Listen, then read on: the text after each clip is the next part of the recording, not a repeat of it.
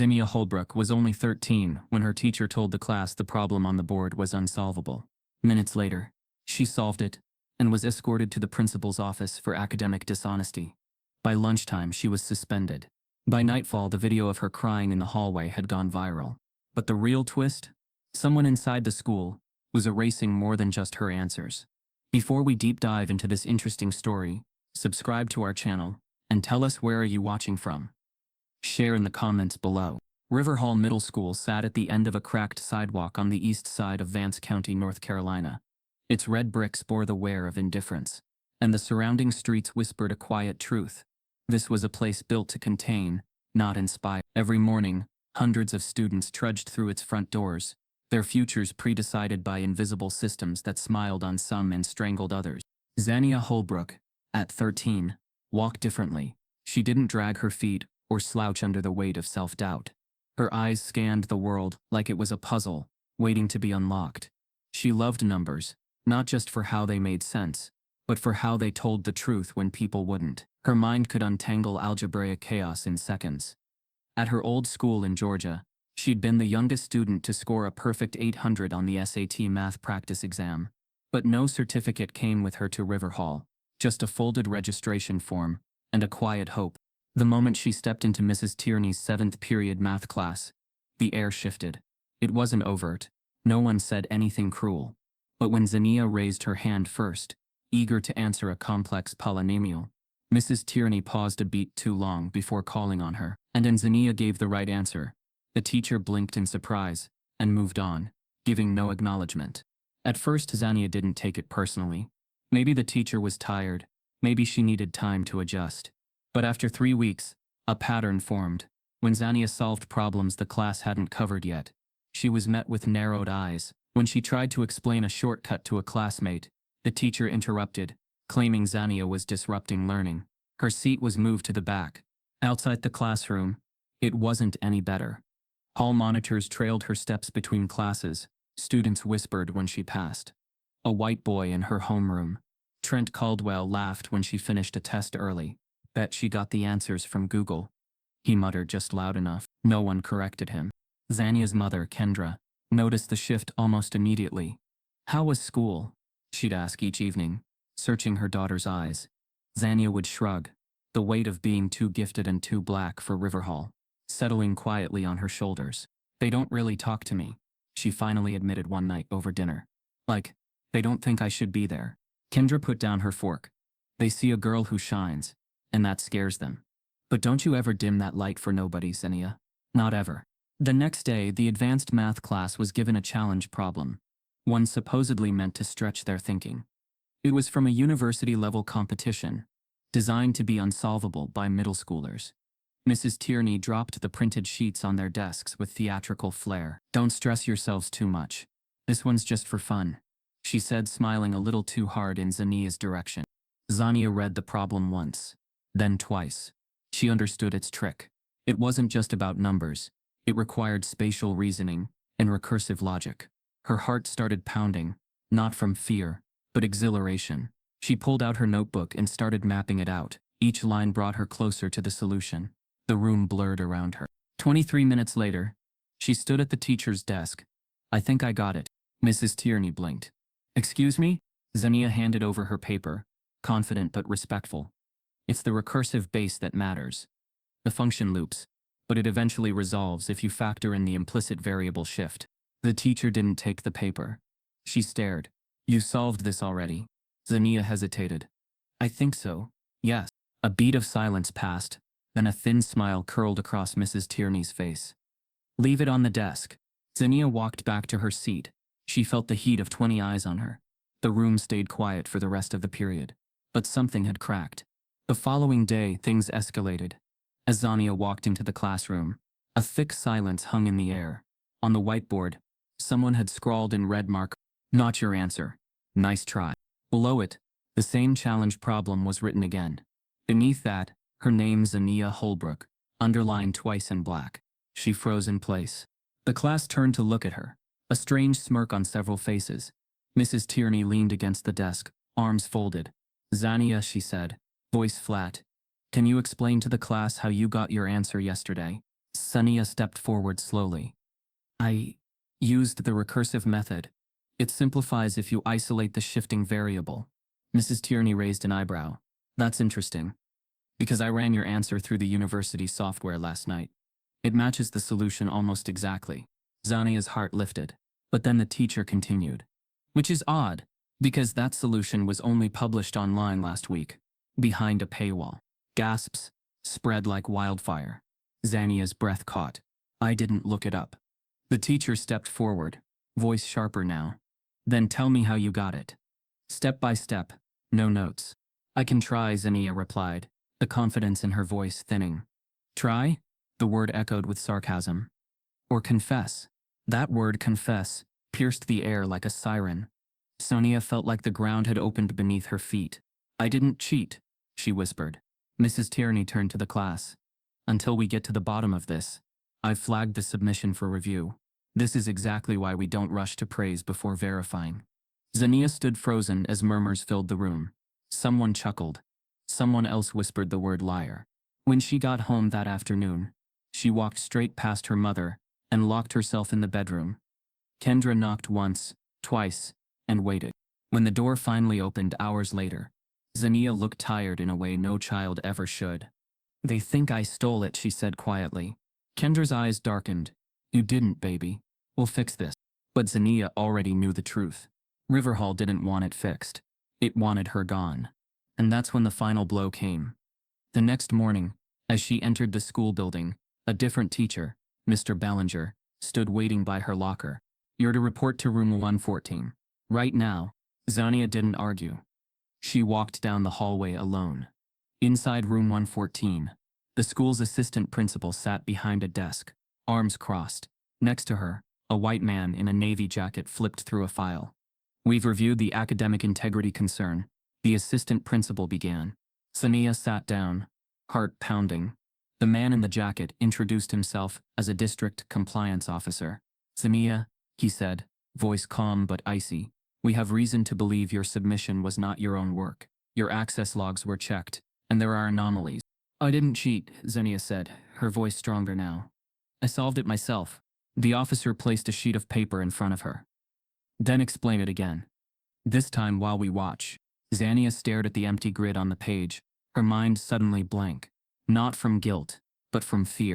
She picked up the pen and her hand trembled. As Zaniya struggled to rework the problem, her phone buzzed inside her backpack. It was a message from an unknown number. Don't try to outsmart them. They already made their decision. The moment Zaniya stepped out of room 114, the school felt colder. She walked slowly through the corridor, her sneakers echoing against the pale tiles. Every glance from a teacher now lingered too long. Every whisper between students stopped, just as she passed. Riverhall Middle School had drawn a quiet circle around her, and everyone knew it. The rumor had already spread like wildfire before the first period bell rang. By third period, Zaniya's desk sat further from the others than it had the day before. Not because the furniture had moved, but because the students had. A subtle shuffle in posture, a shift in chairs. No one said anything cruel. No slurs. No outright accusation. But the message was clear. She didn't belong. The unsolvable problem had turned into a social indictment. In most schools, a girl solving a college-level equation would be celebrated. Here, it marked her as a threat. At lunch the tension simmered. Zaniya sat alone. She'd always been introverted, never desperate for attention. But this loneliness felt different. It wasn't self-chosen. It was constructed. Around her, small groups leaned close together, occasionally tossing glances her way. Even the teachers monitoring the cafeteria stood with folded arms near the exits, their eyes cold and calculating. The worst part wasn't the silence. It was how normal it felt to them. As if she had invited this. By Thursday, the whisper campaign had evolved. She hacked it. My brother said she copied it off some Russian site. She's just trying to look smart. It's fake. Trent Caldwell, the same boy who had snickered weeks ago, now took on the role of ringleader. He strutted through the hallway like a minor celebrity, spreading his version of the story with performative concern. I mean, it's not about race, he told anyone who'd listen. It's just suspicious, right? Who solves something even the teacher can't. But it was about race. Always had been. By Friday morning, the surveillance began. It started subtle. a faculty aide standing just outside her math class, a security guard appearing more often near her locker. Twice, Zaniya noticed the assistant principal jotting something down in a notepad every time she passed by. At first, she convinced herself she was being paranoid, but then her locker was opened. It happened during third period, while she was in gym. When she returned to retrieve her biology folder, the lock was half spun open, still hanging loosely from the latch. Inside, her notebooks were scattered.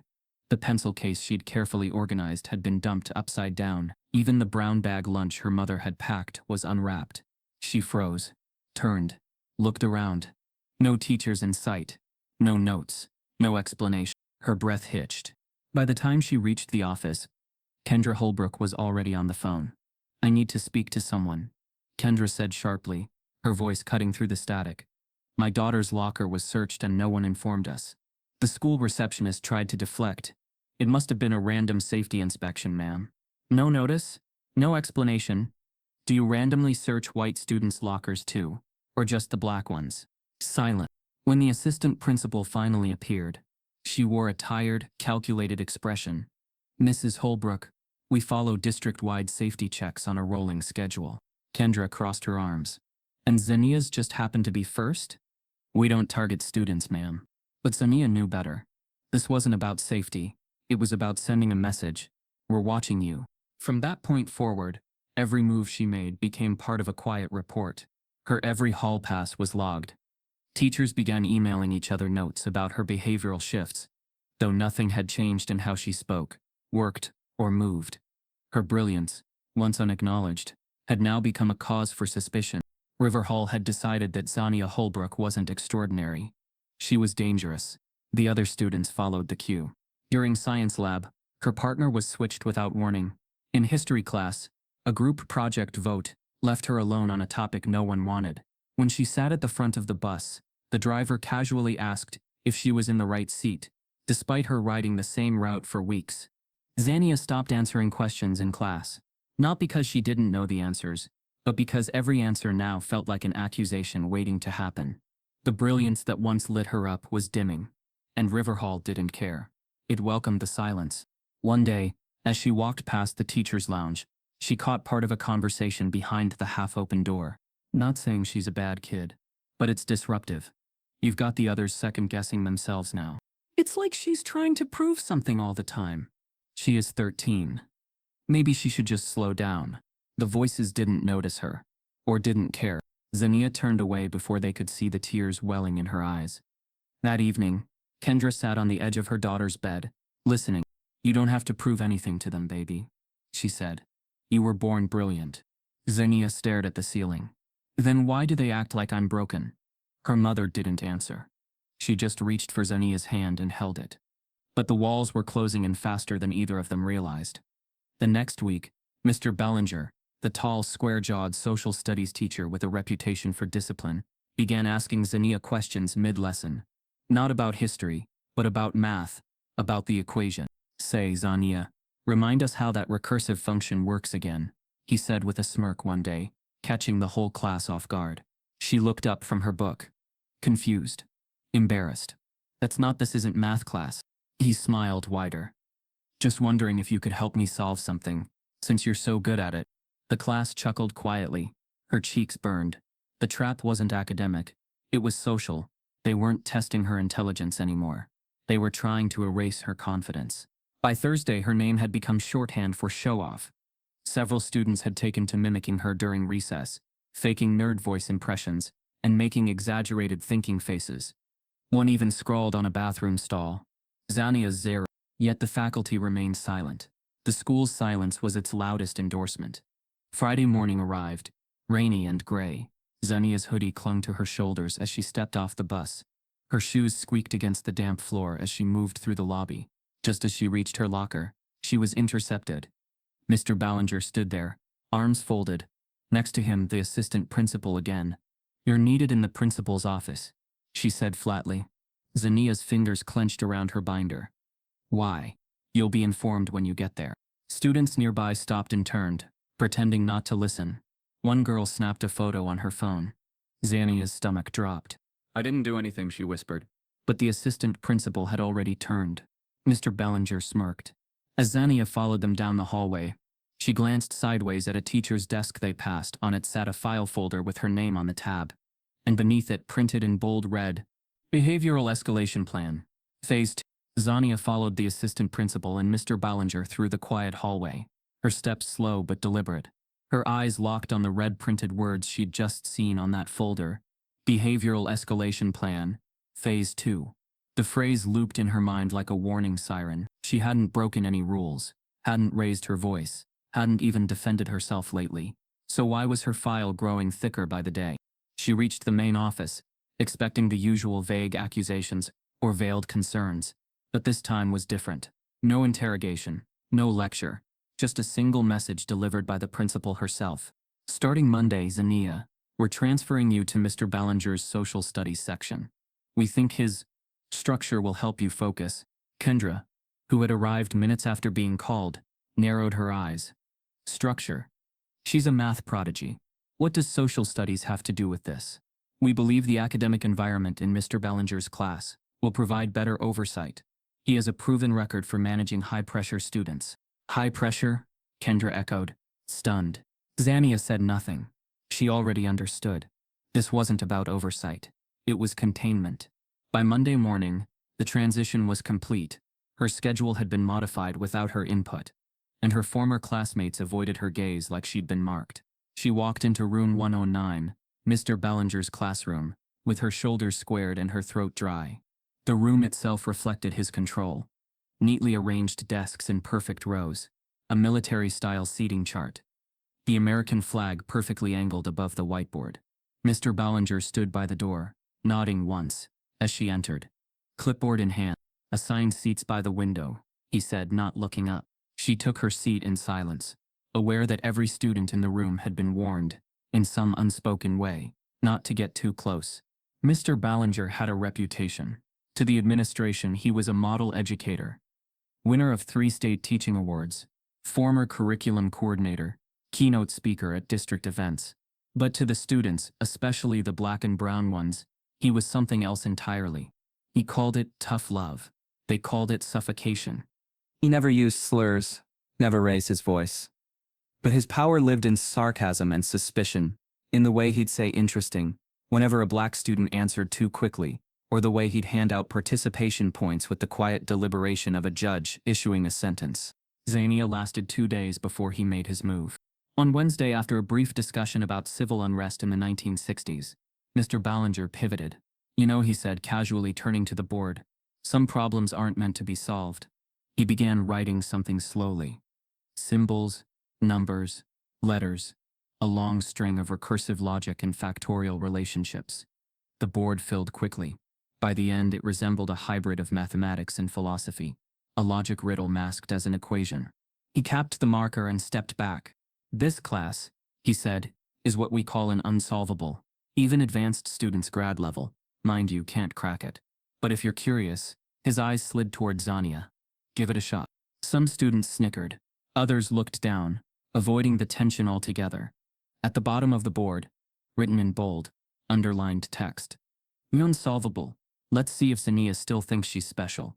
The blood drained from her face. She felt her chest tighten. Not from confusion. She understood the math, but from rage. The deliberate provocation. The performative trap. He hadn't assigned this to challenge her. He'd staged it to humiliate her. She raised her hand. Is this part of the curriculum? Mr. Bellinger smiled thinly. It's a thinking exercise. Don't worry. There's no grade attached. Unless you fail to participate, of course. The trap was complete. Either she tried and risked mockery, or refused and confirmed the narrative they'd built around her. Arrogant, unteachable, defiant. She stared at the board, heart hammering. But something shifted in her. For weeks they'd tried to erase her light, to shrink her into something digestible. Now, staring at that wall of logic, Zaniya felt the fire return. They wanted her to be afraid of brilliance. So she chose to burn brighter. I'll take a look at it, she said simply, and pulled out her notebook. The classroom watched in silence as she began sketching variables and mapping recursive loops. Her pen moved with clarity, her mind racing through known patterns and unknown gaps. She was back in her zone, her mind a fortress, untouchable. But Mr. Ballinger wasn't finished. The next day, he handed back graded essays from the class discussion. Zaniya's was marked with a red C+. No feedback. No comments. Just the grade. She flipped through the pages. Her thesis was sharp. Her sources cited. Her arguments logical. This wasn't a C+. She knew it. And so did he. When she approached his desk after class, he didn't look up. "I reviewed your essay 3 times," he said flatly. "You struggle with subtlety and humility." Her voice trembled. "I answered the prompt thoroughly. You didn't even give notes." "That's not how learning works, Zaniya. Sometimes being right isn't enough. Especially when you make everyone else feel wrong." She froze. There it was. Not even coded anymore. He leaned back in his chair. "You're intelligent. That's obvious. But intelligence without obedience? That's chaos." She didn't respond. Just turned and walked out, her face burning with fury and shame. By Friday, the equation on the board remained, looming over the classroom like a warning. No one else attempted it, but every time Zaniya scribbled in her notebook, Mr. Bellinger glanced up, watched. At lunch, she sat alone again. But this time a classmate approached. A quiet girl named Alina, biracial and soft-spoken, slid into the seat across from her. "I saw your notes," she whispered. "You're close, aren't you?" Zaniya blinked. "How do you know?" "I used to be in the advanced program. Before Mr. Ballinger got me moved. He doesn't like students who get ahead of him." Zaniya frowned. "They moved you?" Alina nodded. "Said I was too anxious for the pace. My mom tried to fight it. Nothing changed." Something clicked in Zaniya's mind. This wasn't just about her. Mr. Ballinger had been doing this for years, quietly erasing students who didn't fit his mold of deserving. "I'm going to solve that equation," Zaniya said suddenly. "Not for him, for me." Alina smiled. "Good. Just be careful. He doesn't lose well."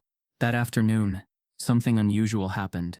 When Zaniya returned from the restroom before last period, she noticed a new sticky note on her locker. Pale blue. Folded. She opened it cautiously. Inside, written in small, tidy handwriting. "You're not wrong. Just too bright for this place. They'll try to blind you before they let you shine." No name. No signature. Just truth. She held it in her palm for a long moment, before tucking it inside her notebook. The final period began quietly. Mr. Ballinger didn't mention the equation, didn't call on her once. But as students packed up for the weekend, he paused beside her desk and tapped her notebook lightly. "You'll drive yourself crazy chasing answers that don't exist." Zaniya looked up. Calm. Composed. Some people said that about gravity, until someone proved it. He blinked once, surprised, then walked away. When the final bell rang and the students flooded the halls, Zaniya stayed behind. She walked slowly to the whiteboard, staring at the equation again. Something about it was off. Not wrong, deliberately incomplete. She studied the base function again, then gasped. There was a recursive loop built into the first line that created a false contradiction, a logic trap. But if you bypassed that and rotated the final string, her hands flew over the board, her mind connected pieces. The solution wasn't in the math, it was in the manipulation. Ballinger hadn't just posed a tough problem, he had designed it to be unsolvable on purpose. She looked down at the marker in her hand. He'd never expected her to find the truth. But now she had. As she erased the final variable to begin her own proof, she saw a faint pencil marking beneath the whiteboard paint, words etched in careful script. "This isn't the first time someone tried, but it might be the last." Zaniya's hands trembled as she stared at the faint pencil marks hidden beneath the whiteboard's glossy surface. The words haunted her. "This isn't the first time someone tried, but it might be the last." She ran her fingers over the phrase as if hoping it would speak. It didn't, but she understood. This problem, the unsolvable, was never meant to be a fair challenge. It was a tool, a ritual humiliation masked in logic, a gatekeeping device, something that had likely been used before against another student. Maybe black, maybe gifted, who dared to step outside the lines. They had tried, or worse, they'd been forced to stop. Not this time. Zaniya snapped a picture of the board before it was erased. She wasn't just solving this equation anymore. She was unraveling a system. That weekend, she transformed her small bedroom into a battlefield of variables, patterns, and possibilities. Her windowsill became a shelf for printed textbooks she borrowed from the library. Her lamp doubled as a whiteboard spotlight. Sticky notes layered every corner of the walls, equations scrawled across mirror glass. Her dresser top turned into a homemade chalkboard, painted black with matte craft paint from the dollar store. Kendra walked in Saturday morning and stopped in the doorway. Zaniya, are you building a spaceship in here? Her daughter grinned, barely looking up. Nope, just dismantling centuries of systemic bias one proof at a time. Kendra stepped inside slowly, her voice softer. Baby, are you okay? Zaniya nodded, still writing. I have to do this, Mama. They built this thing to make me doubt myself, but I know it's beatable, and I'm going to beat it. She didn't just work. She obsessed. She barely ate. Slept in 2-hour intervals. She devoured lecture videos from university archives, found PDFs of obscure math journals, and even joined a private online forum for young problem solvers under a pseudonym, ZH Logic. There, she posted fragments of the problem, not the full equation, just abstract slices, to test reactions. Most users responded with either silence or polite dismissal. But one user, named ProofHunter68, responded 3 days later with something chilling. Are you working on the Riverhall loop trap? Zaniya stared at the screen. She hadn't used the word Riverhall anywhere. Typing cautiously, she replied, Why do you call it that? The user didn't answer immediately. A few minutes passed. Then, it's not a real problem. It was designed to frustrate. My brother was in that school 10 years ago. He tried solving it. They used it to fail him out of the gifted program. He dropped out the next year. Zaniya felt her stomach twist. What was his name? But ProofHunter68 had already logged off. She sat back in her chair, mind racing. It wasn't just her. Riverhall had been doing this for years. Still, she didn't stop. She traced the equation, again and again, until she found something no one else had noticed. In the base layer, between the factorial expansion and the logic string, there was a pattern, an embedded transformation that only made sense if you accepted one improbable assumption, that the equation wasn't designed to solve forward, but backward. She began writing furiously, unspooling the logic thread in reverse. And then it happened. At 3:47 a.m., on a rainy Tuesday morning, in a quiet bedroom with nothing but a desk lamp and half-empty coffee mug beside her, Zaniya solved it. She sat in silence, staring at the completed proof. The equation had collapsed under her logic, not brute force, not guessing, pure understanding. It was elegant, clean, unarguable. She smiled, but only briefly. Because even in that moment of triumph, she knew something else would come next. She made 2 copies of the proof. One went into her backpack. The other she emailed to herself with the subject line, timestamped this, they won't believe me. At school that day, she waited for social studies with an odd calm. Mr. Ballinger, as usual, didn't look at her when she entered. But when he turned to the board and began his lecture, Zaniya raised her hand. I have something to show you. He blinked. This isn't math class. I know. But I solved your problem. The room froze. A few students turned, wide-eyed. Trent looked like he might burst out laughing. Mr. Ballinger's smile returned, but it was tight, uneasy. You're claiming you solved the unsolvable? No, she replied. I proved it was solvable. You built a logic trap into the recursion. But if you run the system backward and apply negative iteration principles to the factorial chain, it collapses. Silence. Then, a few shocked whispers. Zaniya stepped forward and handed him the printed proof. Ballinger's eyes scanned the paper once. Then again, his posture didn't change, but his jaw tensed slightly. This is extremely detailed, he murmured. Where did you get this? I wrote it, and no one helped you. No one, she said firmly. It's mine. He nodded slowly, lips thin. I'll review it. We'll see what's valid. That was all he said. She returned to her seat, heart still pounding. She had done it. But the celebration didn't last long. The next day, Zaniya was called to the assistant principal's office again. She walked in expecting indifference, maybe skepticism. Instead, she found 2 adults waiting, who were not from the school. Both in navy jackets, both holding laptops. District tech supervisors. We've detected a breach of internal documents, one said without preamble. Sensitive academic material from a restricted teacher folder was accessed using your account credentials. Zaniya blinked. What does that mean? The assistant principal slid a printed page across the desk. On it were metadata logs from a school server. You accessed Mr. Ballinger's shared drive from a school Chromebook 2 nights ago. Around 3:47 a.m., her stomach dropped. I didn't log into any folder. You solved the equation at that exact time. one of the texts said, and the equation file was opened within 10 minutes of that timestamp. We believe you hacked into his drive to obtain it. Zaniya's voice rose, cracking with panic. No. I solved it. I didn't touch any folder. I have my handwritten notes. I worked for days. You can ask my mom, but they weren't listening. We'll be launching a formal academic integrity investigation. The assistant principal said. Until then, you're suspended effective immediately. Kendra arrived 20 minutes later, red-eyed and breathless. She didn't scream. She didn't cry. She just took her daughter's hand and walked her out of the building in silence. They sat in the car for a long time, parked under the shade of an oak tree near the school exit. Zaniya broke the silence. They think I hacked it. They think I stole it. Kendra exhaled slowly. They don't care what you did, Zaniya. They just can't handle what you can do. She looked out the window as another group of students crossed the courtyard, laughing. Inside the building, a lie had already begun to take root, and it would spread. That evening, as Zaniya sat on the edge of her bed, she opened her email to check the proof she had sent herself. But the message was gone. Deleted. No backup. No trace. In its place was a new email, with no sender. Next time, don't leave fingerprints. The house was too quiet. Zaniya Holbrook stood in the living room, staring at the letter in her hands. The paper felt heavier than it should have.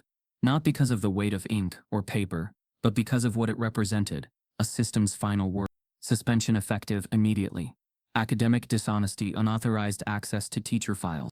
The language was cold, distant, almost mechanical. It spoke nothing of Zaniya's brilliance, nothing of the pain, the night spent scribbling equations, the joy of cracking something impossible. No acknowledgement of the work, just an accusation delivered as certainty. Zaniya sat on the couch, legs pulled to her chest. Her face was blank, empty, not from guilt, but from exhaustion. For days she had given everything she had to solve that problem, to prove she was more than a rumor, more than a threat, and now her success was rebranded as theft. I never touched his files, she whispered. Kendra didn't need the assurance. She already knew. Her daughter was many things: obsessive, brilliant, stubborn, but she wasn't dishonest. I believe you, baby, she said softly. But they don't care about truth. They care about control. The next morning, Kendra dressed in her sharpest blazer and drove straight to the Riverhall school board office. Her heels echoed across the tiled floor like gunshots. She didn't wait to be welcomed in. She pushed through the double doors with a fire they hadn't expected. I want a meeting, she announced. Today. Right now. The receptionist blinked, startled. Ma'am, you need to. I don't need to do anything except protect my child. Within 15 minutes, she was seated across from the principal, the district compliance officer, and a school board attorney. They all looked uncomfortable. Not guilty, just bothered, like her presence had disrupted a tidy narrative. There is substantial digital evidence linking Zaniya's account to a restricted file, the compliance officer repeated. We have to treat that seriously. Kendra leaned forward. Show me the evidence. Show me the IP logs, the login screens, the trace route. Show me anything that proves beyond doubt that my child committed this crime. The room went still. We're not at liberty to share internal technical audits, the board attorney offered weakly. You're not at liberty because you don't have them. Kendra snapped. You're afraid of what you'll have to admit once this goes public. She stood slowly, calmly. If you won't give me the truth, I'll make sure someone else does. And she did. That night, Kendra began uploading. First, she posted images of Zaniya's notebook pages. The solution worked out line by line, with dates, timestamps, and camera footage from their home security system showing her at her desk at 3:47 a.m. Then came the email screenshots. Zaniya's original proof, sent to herself and mysteriously deleted. And finally, the kicker, a screenshot of the anonymous message left in its place. Next time, don't leave fingerprints. The caption read, Riverhall School suspended my 13-year-old daughter for being smarter than their comfort level. Here's the truth they don't want you to see. It was posted on Twitter, Instagram, and Facebook at once. Within 12 hours, it had been shared over 40,000 times. By morning, the Holbrook front yard was filled with reporters. News vans lined the street. Neighbors peeked through blinds, some with curiosity, others with quiet judgment. Zaniya remained inside. She refused interviews, refused even to go near the front windows. She sat at the dining room table, watching her name become a headline. Brilliant black student suspended after solving unsolvable problem. Genius or threat? The Riverhall controversy. Why are black girls always seen as a problem to fix? Some comments praised her. Others tore her down. She probably cheated. No kid solves that alone. She's lying. It's just a stunt for attention. Another entitled parent crying racism. The cruelty was sharp. But Zaniya expected it. What she didn't expect. What shattered her was the video. It surfaced late that night. A shaky cell phone recording from a classmate. It showed Zaniya the day she was pulled out of social studies, her back against the locker, her head down, quietly sobbing into her sleeve. A teacher walked past her without stopping. The caption, "This is what happens when you're too smart while black." By morning, the video had 3.2 million views. Zaniya's tears had been private. Or so she thought. Seeing them online, stripped of context, turned into a spectacle that hurt more than anything Mr. Bellinger had done. Kendra watched her daughter unravel slowly across the day. Zaniya spoke less, ate less. The phone buzzed endlessly. Some messages were supportive. Others were horrifying. One DM simply read, "Stay in your place." That afternoon, Kendra answered a knock at the door and found a young woman standing there. Late 20s, neatly dressed, nervous but determined. "Hi, I'm Janelle Adams. I used to go to Riverhall." Kendra blinked. "Can I help you?" Janelle pulled out a faded folder. Inside were copies of her own suspension documents, dated 8 years ago. Same accusation, same vague academic dishonesty, no proof. "I solved a chemistry sequence my sophomore year. No one else could figure it out. They said I must have hacked the system." Sound familiar? Kendra's jaw clenched. "They buried me," Janelle said, voice cracking. "And I let them. But I'm not letting them do it to her too." Kendra stepped aside and let her in. For the next 2 hours, Janelle told her everything about the pressure, the silent retaliation, the unprovable accusations. The administration always covered itself in policy. The damage was always private, always final. Zaniya listened quietly from the hallway. Her fingers curled around the banister. It wasn't just her. They had done this before. By the next week, Riverhall was under pressure. The media coverage had intensified. A petition had reached 50,000 signatures. Civil rights groups began demanding transparency from the school board. But the administration remained quiet. No press conference, no apology, only a terse statement. "Riverhall Middle School follows all district policies with fidelity. We stand by our procedures." Still, the silence cracked. An anonymous teacher from Riverhall emailed a local journalist, admitting that the unsolvable equation had never been part of any curriculum, that Mr. Bellinger had added it as a personal project, that multiple staff had raised concerns about bias, but were ignored. The teacher's message ended with a single sentence. She didn't cheat. She scared them. Kendra printed the article and pinned it to their fridge. That night, she sat next to Zaniya on the porch swing. They didn't say much, just rocked slowly under the stars. But then Zaniya broke the silence. "I never wanted to be famous," she said quietly. "I just wanted to be seen." Kendra's voice was thick. "You're seen, baby. And not just by them, by everyone who needed to know it's okay to be brilliant and black and loud about both." But Zaniya wasn't sure anymore if the world could handle that. Not yet. That night, as Kendra turned off the porch light, her phone buzzed. It was an email from a blocked address. Subject line, "Your daughter's file has been altered." Attached was a PDF, an internal school document showing that Zaniya's academic records had been quietly downgraded weeks earlier before she was ever accused. The PDF sat open on Kendra's laptop screen, glowing like a silent threat. Grade revision Holbrook, Zaniya GPA adjusted 3.9 to 2.7, pending academic integrity review.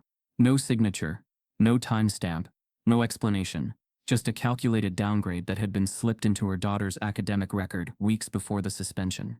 Kendra stared at it, numb. This wasn't just retaliation anymore. This was erasure. She printed the file and placed it beside the others, the deleted emails, the video of Zaniya crying, the anonymous teacher's whistleblowing. Piece by piece, the puzzle was forming. But while the truth moved slowly, the internet moved faster. And not all of it was kind. At first, the attention felt like justice. Support poured in from across the country. Hashtags trended, "Chen stand with Zaniya," "Gifted not guilty," "Math while black." Activists, scholars, even a few celebrities retweeted Kendra's posts. calling for accountability. But as the story spread, so did the backlash. Conspiracy threads emerged on anonymous forums. Some claimed the equation was fake. No such problem had ever existed. Others said the photo of Zaniya's solution was doctored, her notebook staged. By midweek, a new narrative took hold in certain corners of the internet. Zaniya Holbrook didn't solve anything. She was a fraud, a symbol manufactured for likes. They posted screenshots out of context lines from her online math forum, twisted to suggest she had copied others. Some even accused her mother of orchestrating the entire scandal for money and fame. Then the worst hit. An anonymous Twitter account posted what it claimed were Holbrook family records, their home address, Kendra's employment info, Zaniya's birth certificate. Within hours it had been shared thousands of times. Zaniya found out the same way she found out everything now, online. She stood in her room, holding her phone like it was burning her hand. "They know where we live," she whispered. Kendra rushed in. "What are you talking about?" She showed her. Kendra didn't flinch. "We'll fix this. I'll call the police." But even as she said it, she knew what the response would be. The police were polite, but distant. "We'll file a report, ma'am." Unfortunately, unless there's a direct threat of violence or someone attempts to act on this information, there's not much we can do. Kendra hung up, furious. "You mean we have to wait until someone shows up at our door?" she demanded. The officer didn't answer. That night, Kendra moved Zaniya's mattress away from the window. She installed a second lock on the door and left the porch light on through the night.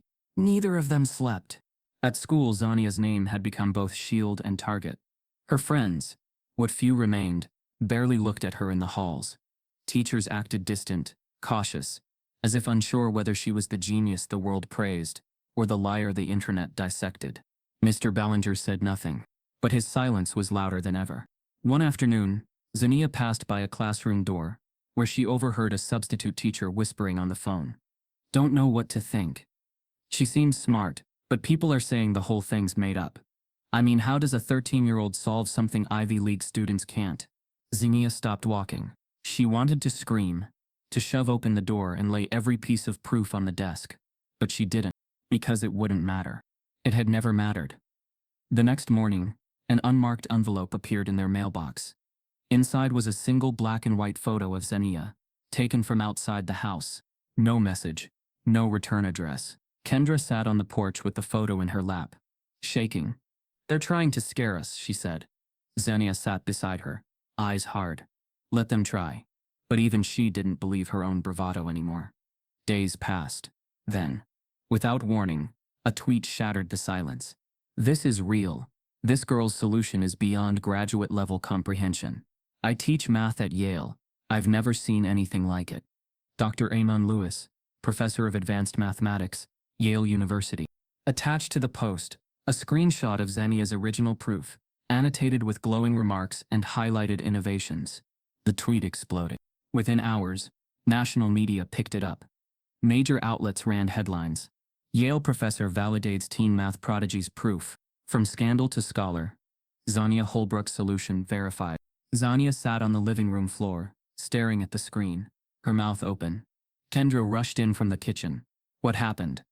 Zaniya turned the phone toward her. For a long time, Kendra said nothing. Then she dropped to her knees beside her daughter and pulled her into a hug so tight, it knocked the breath from them both.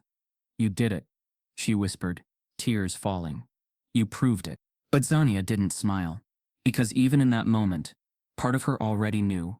The truth had never been the problem. It was that the lie was easier to believe. Still, the tweet became a cultural flashpoint. Students across the country shared stories of being silenced, of being told they were too smart or too confident. Black students posted under the hashtag Zaniya taught me, sharing poems, drawings, and notes in support. One user wrote, "She didn't just solve a problem, she exposed one." But not everyone was convinced. Pundits debated the ethics of Zaniya's situation. One network ran a segment titled, "Genius or Media Darling? The Making of a Martyr."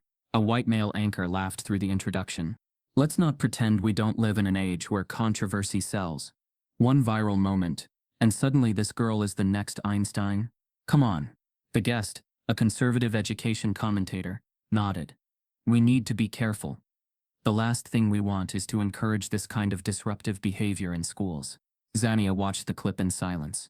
Disruptive. That word again. Not brilliant. Not gifted. Disruptive. She turned the TV off. That night, a knock came at the door. Kendra opened it to find a tall black man in a dark coat, glasses fogged from the cold. "Dr. Eamon Lewis," he said, smiling gently. "May I come in?" Zaniya came to the door, stunned. "You're real." He chuckled. "I hope so." They sat at the kitchen table for hours. He asked about her process, her logic, her thought journey. She explained everything, line by line. When she finished, he sat back and nodded slowly. "Brilliance like yours doesn't come often. And when it does, it usually terrifies people before it teaches them." Zaniya's voice trembled. "They wanted me to fail." Dr. Lewis leaned forward. "Then make them regret ever trying." He left a card on the table before he walked out. It read, Yale Mathematics Summer Program for Gifted Youth. "Full scholarship consideration. Z. Holbrook." Zaniya held the card in her hands for a long time. Then she smiled. A real one. But as she placed it on her desk, her phone buzzed again. Another anonymous message. This one, Rick. "They're not finished with you. And neither are we."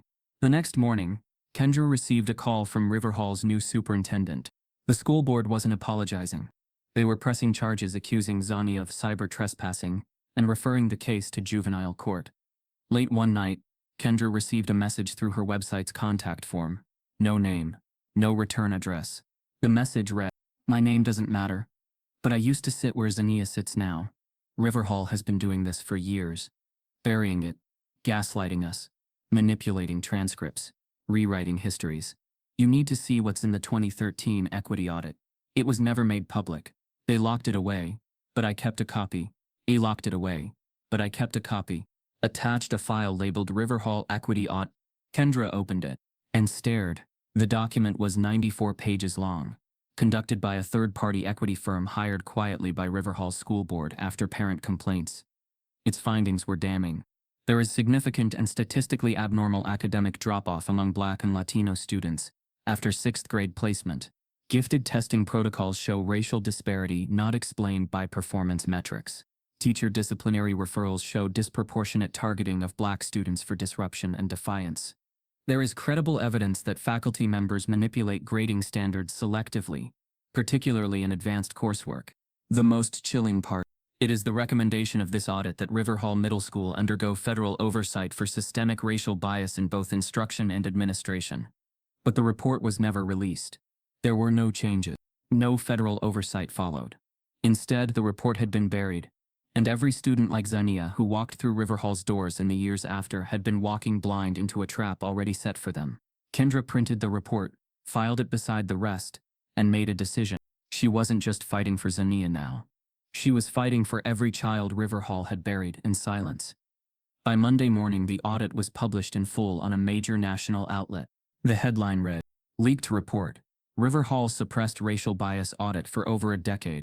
The article included quotes, charts, student testimonials, and a timeline of suppression. The fallout was instant. National news anchors called it a school scandal on par with Flint's water crisis. Parents from surrounding counties staged protests. Students staged walkouts. Activists began calling for Riverhall to be shut down entirely. District leadership went into crisis mode. The superintendent issued a brief, trembling press conference.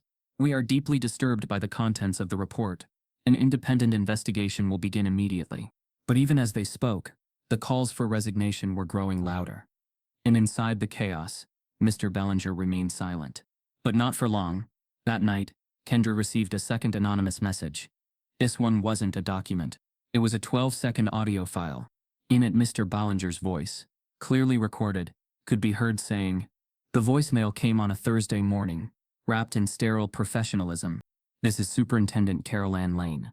I'm calling on behalf of Riverhall Middle School and the Vance County Education Board to inform you that we are referring Zaniya Holbrook's case to juvenile court for digital misconduct, specifically cyber trespassing and unauthorized system access. A formal letter will follow." Kendra sat frozen in her kitchen, phone still pressed to her ear, as if replaying the words would somehow make them mean something different. But they didn't. The message was clear. Riverhall wasn't backing down. They were doubling down. They were going to charge her child with a crime. By that afternoon, the letter arrived. Official school board stationery. signed by the district legal counsel. Every word dripped with euphemisms and legalese. Zaniya Holbrook, while suspended, remains under active investigation for a breach of institutional systems. Based on evidence reviewed by our technical staff, the matter will be escalated to appropriate legal channels for resolution under the Digital Integrity and Academic Standards Act. There was no evidence, no explanation of what files were allegedly accessed, no consideration of her innocence, her proof, her growing national support. Just cold bureaucracy wrapping itself around a 13-year-old child like barbed wire. Kendra contacted an attorney that same day. "She's 13, the lawyer said, flipping through the documents. "They know they don't have a case, but they're hoping the pressure forces you to go quiet." "Well, they don't know me," Kendra replied, "and they damn sure don't know my daughter." The fallout was already starting. Under mounting public pressure, news outlets began demanding answers from Riverhall. Journalists called, emailed, knocked on office doors. The school board's inbox overflowed. Hashtags continued to trend, and petitions surged past 300,000 signatures. That's when the first internal leak occurred. A local reporter, Christine Doyle, received an anonymous email with the subject line, "You're asking the wrong questions. Start with this." Attached a screen recording of the Riverhall principal's desktop. In the clip, she opens a folder labeled "C. Holbrook Review," scrolls through flagged documents, hesitates for a few seconds, then deletes the entire directory. The timestamp? 30 minutes after Dr. Amon Lewis's tweet, validating Zaniya's proof. The footage hit the internet like a lightning strike. By sundown, the principal had locked down her social media accounts. Her official school bio disappeared. The district released a statement that she had been placed on administrative leave pending investigation. But the damage had been done. The world had seen it. A black child succeeds, and her school responds not by uplifting her, but by erasing the proof. Inside the Riverhall faculty lounge, things grew tense. Whispers replaced laughter. Trust evaporated.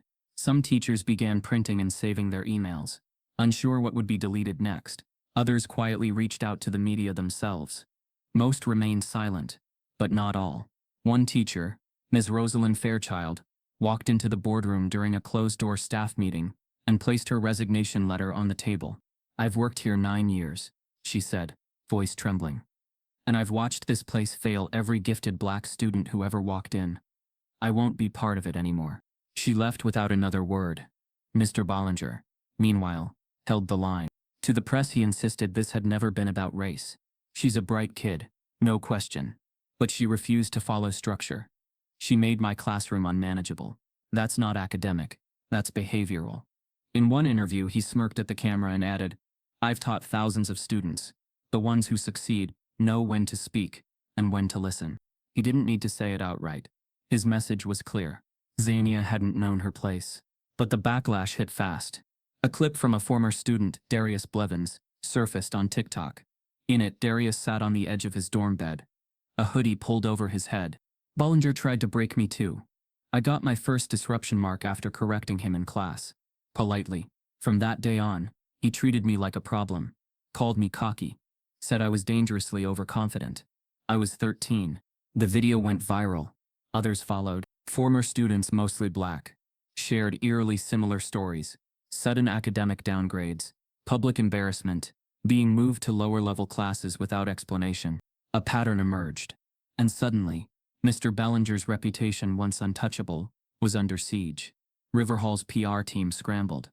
They released a statement calling the allegations deeply concerning but unverified. They refused interviews.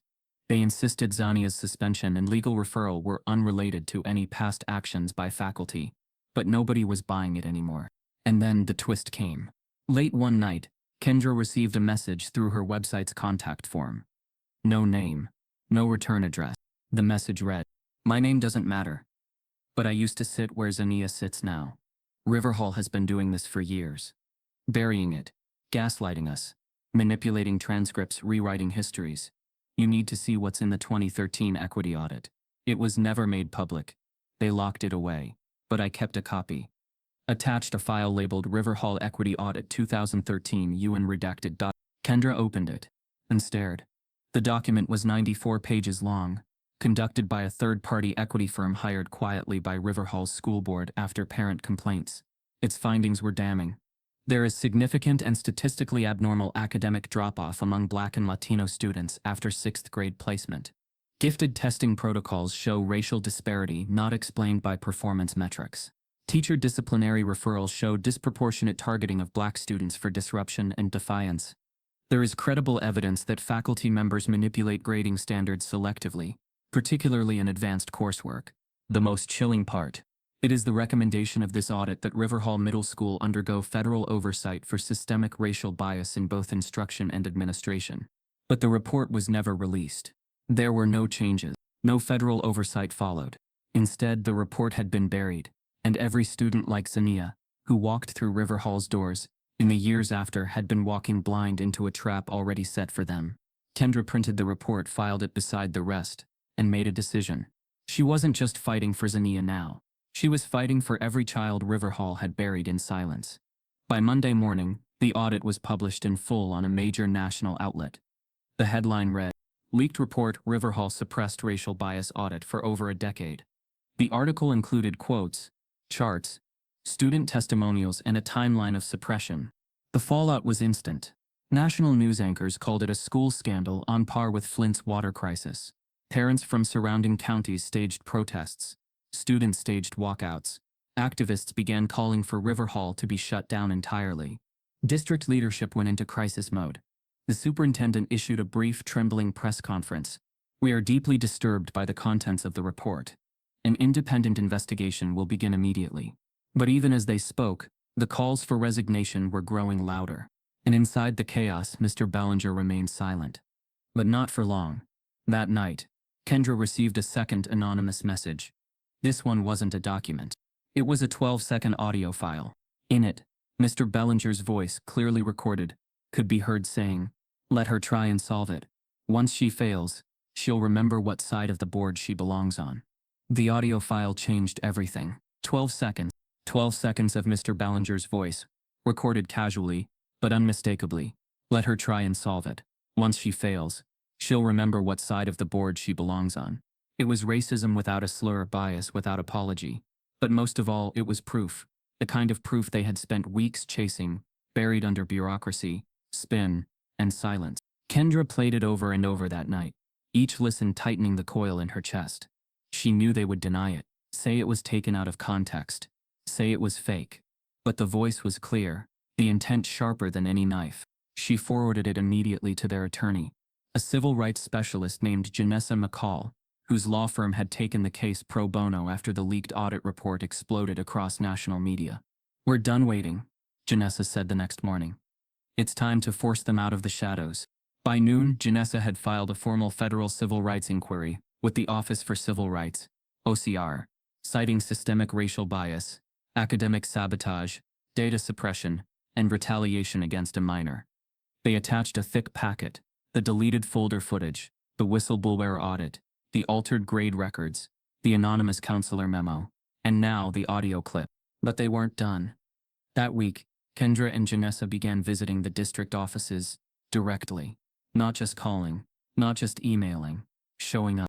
The reception was always the same: tight smiles, vague answers, empty offers to check with legal. But Janessa didn't blink. "I'm requesting all academic placement records for students between 2011 and 2021. Categorized by race and gender.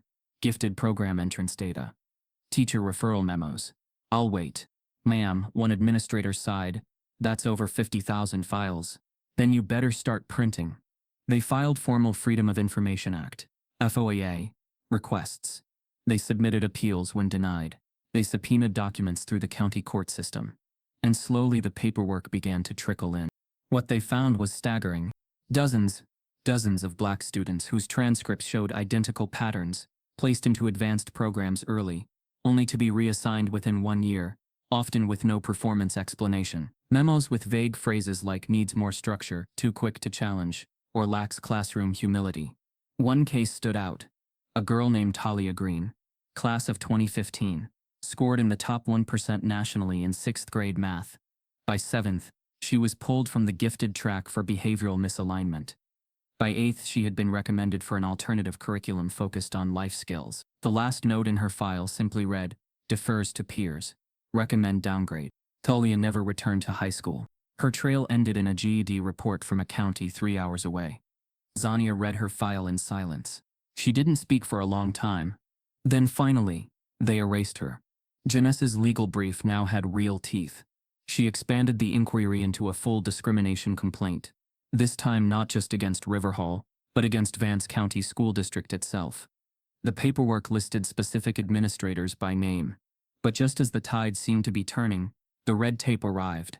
Dozens of records came back with black bars across the pages, redacted names, dates, phrases.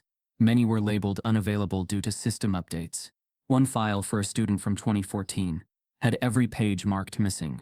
Another was labeled access restricted, legal hold. Janessa knew what it meant. It wasn't bureaucracy.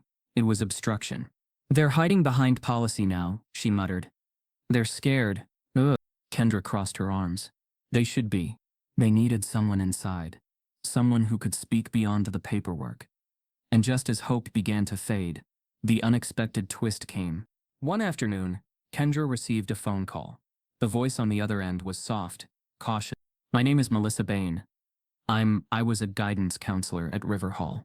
I don't work there anymore, but I heard about Zaniya. Kendra sat up. Yes? There was a pause. I don't know how much I can give you. I signed an NDA, but I've been sick over what they're doing to your daughter, and it's not new. I saw it happen over and over. Melissa agreed to meet in person, quietly, at a public park outside city limits. No cameras, no recordings. She arrived wearing sunglasses and a ball cap, her shoulders hunched as if the weight of years had settled into her bones. I started at Riverhall in 2012, she began. Bright-eyed. Thought I'd be helping kids. But within a year, I saw the pattern. She pulled a folder from her bag. Notes, not files. Just things she'd written down. Things that had never sat right. They had this phrase. It wasn't in any handbook, but it got said behind closed doors. Redirect the overachievers. That was code. Kendra frowned. Redirect how? To easier paths. To developmental support. Basically, if a black kid showed too much edge, too much confidence, they called it defiance. They'd say we needed to protect them from burnout. But it was sabotage. Melissa looked away. I was told to talk a black student out of advanced science once. Said it would stress her out. I didn't agree. They removed her from my caseload the next week. Zaniya stood nearby, listening. Her eyes were wide but unblinking. Melissa turned toward her, voice cracking. You were never the problem, Zaniya. They were, and they're still protecting each other. She handed Kendra the folder. Do what you need to. I can't speak publicly, but I can't stay quiet anymore either. Kendra nodded slowly. Thank you. You're helping more than you know. Melissa left quickly, glancing over her shoulder the whole way. That night, Janessa read through Melissa's notes. There was no confidential data, but what it offered was priceless. Intent. The cultural blueprint behind Riverhall's strategy of suppression. She highlighted one phrase again and again. Bright minds, wrong voices. It was how the administration had allegedly described the gifted black students who made too many waves. They didn't want thinkers, Janessa murmured. They wanted followers. Zaniya watched her from across the table. I'm not going to follow, she said. Not ever. The next morning, they filed a second inquiry with the Office for Civil Rights, this time bolstered by Melissa's testimony. Though not official evidence, it was enough to request federal interviews with former faculty. Kendra also delivered a copy of the 2013 audit to a local congresswoman's office. We're not asking for change anymore, she told the aide. We're demanding it. The aide nodded, visibly moved. You're not alone in this. We've been watching, and we're listening now. Meanwhile, Riverhall grew quieter. Teachers began taking sick leave in waves. Student attendance dropped. Security was doubled after anonymous graffiti appeared outside the gym wall. Redirect this. Inside the district office, an emergency board meeting was held, but someone leaked the minutes. The transcript included this quote from a board member. If we fall on this, they'll come for the rest. We need to protect the institution. Not the students. The institution. That evening, Melissa sent Kendra a final text. I need to tell you something off the record. There's a student who disappeared from the records completely. A boy, 2016. His file was erased. They told us to forget he ever enrolled. Late one night, Kendra received a message through her website's contact form. No name. No return address. The message read, My name doesn't matter. But I used to sit where Zaniya sits now. Riverhall has been doing this for years. Burying it, gaslighting us, manipulating transcripts, rewriting histories. You need to see what's in the 2013 equity audit. It was never made public. They locked it away, but I kept a copy. They locked it away, but I kept a copy. Attached a file labeled Riverhall Equity Audit. Kendra opened it and stared. The document was 94 pages long, conducted by a third-party equity firm hired quietly by Riverhall School Board after parent complaints. Its findings were damning. There is significant and statistically abnormal academic drop-off among Black and Latino students after 6th grade placement. Gifted testing protocols show racial disparity not explained by performance metrics. Teacher disciplinary referrals show disproportionate targeting of Black students for disruption and defiance. There is credible evidence that faculty members manipulate grading standards selectively, particularly in advanced coursework. The most chilling part. It is the recommendation of this audit that Riverhall Middle School undergo federal oversight for systemic racial bias in both instruction and administration. But the report was never released. There were no changes. No federal oversight followed. Instead, the report had been buried, and every student like Zaniya who walked through Riverhall's doors in the years after had been walking blind into a trap already set for them.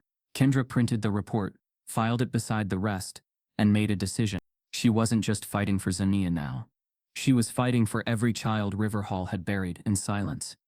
By Monday morning, the audit was published in full on a major national outlet. The headline read, "Leaked Report. Riverhall Suppressed Racial Bias Audit for Over a Decade." The article included quotes, charts, student testimonials, and a timeline of suppression. The fallout was instant. National news anchors called it a school scandal on par with Flint's water crisis. Parents from surrounding counties staged protests. Students staged walkouts. Activists began calling for Riverhall to be shut down entirely. District leadership went into crisis mode. The superintendent issued a brief, trembling press conference. "We are deeply disturbed by the contents of the report. An independent investigation will begin immediately." But even as they spoke, the calls for resignation were growing louder. And inside the chaos, Mr. Bellinger remained silent. But not for long. That night, Kendra received a second anonymous message. This one wasn't a document. It was a 12-second audio file. In it, Mr. Bellinger's voice, clearly recorded, could be heard saying, Kendra was seated in the living room, her laptop open, Melissa Bain's final message still glowing on the screen. A boy erased from the system. 2016. She hadn't slept. Couldn't. The weight of the story, the danger, the questions that kept multiplying. Then the email popped up. Subject: Midnight Exclusive, National Interview Request. Zaniya Holbrook. From Ayla Sharp, Senior Anchor, Real Talk Network. Kendra clicked the message. "Miss Holbrook, I'm reaching out with full urgency and transparency. Our network believes your daughter's voice must be heard in full. No edits, no scripts. We want to offer her a prime midnight slot for a live, unfiltered interview. The country is watching. We believe she's ready to speak for herself." Attached was the network's reach. 14 million viewers nightly. Syndicated across 82 stations. Kendra read it twice. Then a third time. She walked quietly to Zaniya's room. The girl was still awake, sitting on her bed, surrounded by open notebooks and fading legal pads. Her eyes were tired, but not broken. She looked up, calm. "You're gonna be on national television," Kendra said softly. Zaniya didn't flinch. She nodded slowly, like she already knew this moment was coming. "All right," she said. "Let's do it." By 11:35 p.m. they were inside the Real Talk studio in Durham. The set was cool and quiet, bathed in deep navy and muted gold lighting. A few producers checked wires and adjusted microphones. Zaniya sat in a tall chair, her hands clasped in her lap, a small lapel mic clipped to her collar. No stage makeup, no polish, just her natural skin, glowing against the harsh studio lights. Across from her sat Ayla Sharp, one of the most respected Black anchors in the country, known for exposing corruption, giving voice to the voiceless, and taking no shortcuts. Ayla offered a warm, firm smile. "You nervous?" Zaniya shook her head. "No. Just ready." At midnight sharp, the red light blinked on. The country was watching. Ayla opened softly. "Zaniya, thank you for being here tonight. Millions of people know your name now. Some see you as a genius. Others have said you're a liar, a fraud. Before we get into any of it, I want to ask, how are you?" Zaniya paused. She glanced at her mother just off camera. Then back at Ayla. I'm tired, she said. Ayla leaned forward slightly. Tired of what? Tired of proving I exist. The words landed like a thunderclap. Zaniya continued, her voice calm but resolute. Tired of proving I'm smart enough to be in the room. Tired of being told I'm too confident when I know the answer. Tired of watching people smile at me with their mouths while trying to erase me with their systems. Ayla let the silence breathe. She knew not to rush brilliance. You solved an equation that had stumped even graduate students. But your school said you cheated. How did that feel? Zaniya nodded slowly, like being brilliant was the crime. Were you ever tempted to just give up? Zaniya looked down, then up again. I did give up. For like 12 minutes. I wanted to erase everything. But then I thought about the other kids. The ones who stopped trying because someone like Mr. Bellinger convinced them they weren't special. And I thought if I don't fight, I become what they said I was. So I kept solve for me, for them. Ayla's eyes glistened. You've been accused, suspended, threatened, doxxed, and now possibly taken to court. You're 13. Most adults would crumble. Where's your strength coming from? Zaniya smiled faintly. My mom, the math, and the part of me they keep trying to kill. Ayla tilted her head. And what part is that? My joy. Twitter exploded in real time. Clips were uploaded before the interview even ended. Memes, quotes, hashtags, millions watching in silence. Then reposting with fury. Teachers began using her segment in classrooms the next morning. Professors quoted her in lectures. By dawn, newspapers declared, Zaniya Holbrook, the girl who refused to disappear. But not everyone was moved. At 6:47 a.m., as Kendra drove them home from the studio, her phone rang. The caller ID read, Bollinger R. Kendra let it go to voicemail. 10 minutes later, a press release from his attorney hit the wires. Mr. Robert Bollinger is filing a formal defamation lawsuit against Kendra and Zaniya Holbrook. The statements made by Zaniya Holbrook during her recent media appearances are knowingly false, have damaged Mr. Bollinger's career and reputation, and were done with malicious intent. We intend to pursue full legal remedy. Zaniya read the headline on her phone. She didn't cry. She just handed the phone to her mother and said, He's scared now. Kendra nodded. And dangerous. By noon, the lawsuit was the top trending story on every platform. Some conservative voices applauded Bollinger. She slandered a teacher on live TV. One commentator said, There are consequences for lies. Others immediately called it what it was, retaliation. She beat him at his own game, tweeted Dr. Amon Lewis. Now he's trying to bankrupt her into silence. Janessa responded with a statement of her own. This is not just about a lawsuit. This is about a system trying to reassert power after being exposed. Our legal team will respond in kind. But privately, Kendra was shaken. Their savings were gone. The threats were real. Now a lawsuit loomed, one that could financially crush them. That evening, she sat at the kitchen table alone, staring at a list of bills, court dates, and media requests. Zaniya walked in quietly, holding a notebook. I know you're scared, she said, but I don't need you to fix it. I just need you to stand next to me. Kendra looked up, eyes glassy. I'm not going anywhere. 3 hours later, the unexpected happened. A knock at the door. Janessa answered it, and found Ayla Sharp standing on the porch. She held a large envelope. I'm not here for a follow-up. I'm here as a friend. She stepped inside and placed the envelope on the table. This came from a viewer, an anonymous donor. Inside is a retainer check for your legal defense. It's real. It's covered. They said Zaniya reminded them of the daughter they never got to raise. Kendra opened the envelope. The check read, $100,000, legal fund for Zaniya Holbrook. Memo, keep solving. Zaniya covered her mouth with both hands. For the first time in weeks, she wept. That night, the Real Talk replay aired again. Viewer count climbed. Donations surged. Allies gathered. But so did enemies. Because while the country now saw Zaniya as a symbol of brilliance, defiance, and grace, Riverhall still saw her as a disruption to be dealt with. At 2:03 a.m., a new email arrived from an encrypted address. No text, just an attachment. A grainy security camera photo. Showing Mr. Bollinger meeting with 2 district officials in a parking garage, the night before the audio leak went public. The subject line simply read, They're planning something bigger. The parking garage photo burned in Kendra's inbox like a premonition. There was no mistaking it. Mr. Ballinger in a long coat flanked by 2 district officials, one with a manila folder tucked under his arm. No timestamp, no audio, but the body language told its own story. Secrecy, urgency, and intent. The email subject line. They're planning something bigger, offered no elaboration, no identity, just the next breadcrumb in a trail that kept leading deeper into the rot. Janessa stared at the image for a long time before speaking. They're lawyering up, strategizing. That wasn't a casual meeting. Planning what? Kendra asked. Pressure, Janessa replied. They've realized they can't erase Zaniya quietly, so now they're going to try doing it loudly, with court spin and intimidation. That same morning, they received the first court summons.